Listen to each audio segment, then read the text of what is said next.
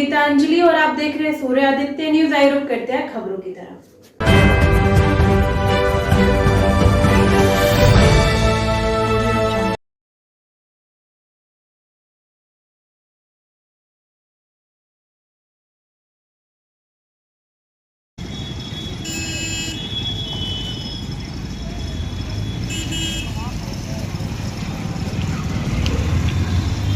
जैसा कि आपको मालूम है, ये शासन की महत्वाकांक्षी योजना है और इस योजना के माध्यम से जो वर वधू हैं उनके खाते में, वधू के खाते में धनराशि दी जाती है।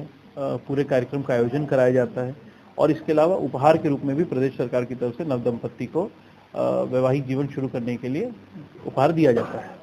तो कल ये हमारे जो दोनों कॉन्ट्रैक्टर्स हैं जिनको टेंडर के माध्यम से सेलेक्ट किया गया था, एक जिनको विवाह मंडप की खान-पान की व्यवस्था करनी थी और दूसरे वो जिनको उपहारों की आपूर्ति करनी थी, उनके द्वारा जो सामान आपूर्ति की गई और जो मंडप की व्यवस्था की गई, खाने पीने की व्यवस्था की गई, वो निश्चित तौर पर उस श्रेणी की नहीं थी जितने के अनुसार सरकार ने इस योजना के अंतर्गत प्रावधान किया है।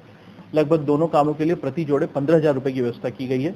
517 जोड़ों की शादी हो रही थी, तो निश्चित तौर पे बहुत अच्छी धनराशि थी। एक बहुत बड़े स्केल का ग्रैंड आयोजन कराने का सभी जनप्रतिनिधि इसमें शामिल होते और जब बार बार निर्देश देने के बावजूद भी दोनों कॉन्ट्रैक्टर्स द्वारा कार्य में सुधार नहीं किया गया और हमें ये भी समझ में आया कि इनकी मंशा भी जो है वो सरकारी धन को सही प्रकार से इस्तेमाल करने की नहीं है और ना इनका सामर्थ्य है उस प्रकार का आयोजन करने का। तो उस कारण के दृष्टिगत हमने सरकारी धन की बर्बादी रोकने के लिए और इस आयोजन को उसी स्तर पर आयोजित कराने के लिए जैसे कि सरकार की मंशा है, इस आयोजन को हफ्ते 10 दिन के लिए आगे बढ़ा दिया है। जितने भी जोड़ों को इसमें आवेदन कराया गया था, जो भी पात्र जोड़े थे, उन सबको इस आयोजन में सम्मिलित किया जाएगा। उनको किसी भी तरह से परेशान होने की जरूरत नहीं है और ठेकेदार के विरुद्ध ब्लैक लिस्टिंग क्यों ना की जाए उसकी और उसके खिलाफ वैधानिक कार्रवाई क्यों ना की जाए, इसका शोकॉज भी जारी किया गया है।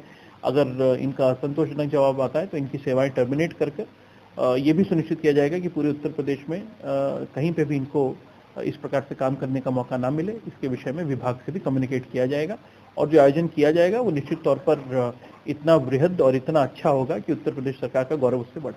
सर, बताया जा रहा है 75 लाख रुपए का टेंडर था और उसे 20 लाख रुपए निपटाने। देखिए, 517 जोड़ों के हिसाब से लगभग 14,500 प्रति जोड़े की गणना आप करते हैं तो मंडप और खान पान की व्यवस्था के लिए इस योजना में व्यवस्था है।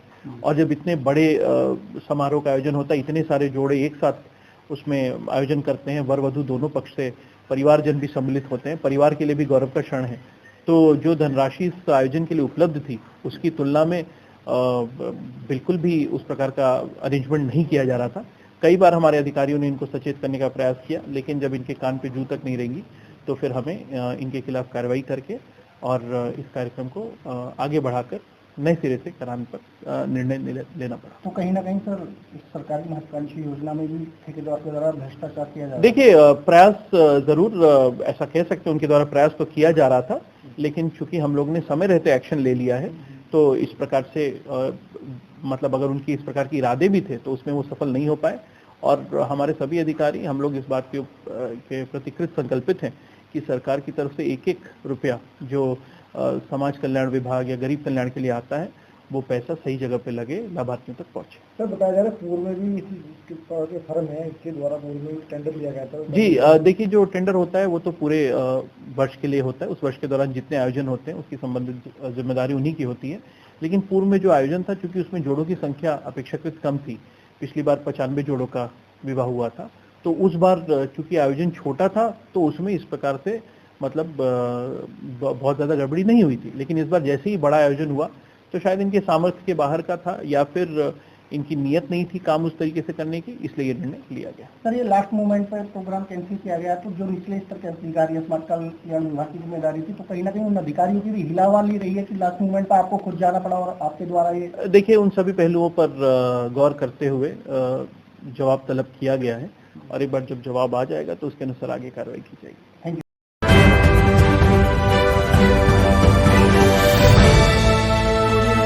आज के लिए खबर में बस इतना ही। कल फिर होगी आपसे मुलाकात। नमस्कार।